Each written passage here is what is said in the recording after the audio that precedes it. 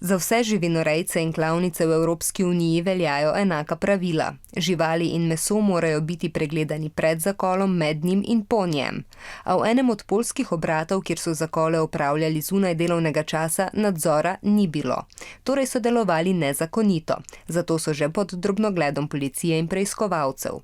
Ker je znotraj območja Evropske unije, ki obsega ozemlje 28 držav, odpravljen carinski nadzor, ni nobenih posebnih zahtev pri prodaji mesa iz ene države članice v drugo. A prodaja hrane v Evropski uniji mora biti sledljiva, kar velja tudi za meso. Telički morajo v največ 20 dneh po rojstvu dobiti ušesno številko, prav tako morajo biti znani podatki o tem, kje se je žival rodila, kje je bila rejena, kje je zaklana, pa tudi kje je bilo meso razsekano. Zato vemo, da so meso iz poljske klavnice in razsekovalnice, ki je kršila predpise, prodali v 13 drugih držav. V Sloveniji so našli meso, ki je prispelo od tam, a to ni bilo meso bolnih živali. Bilo je v pripravku za kebab, dali so ga uničiti.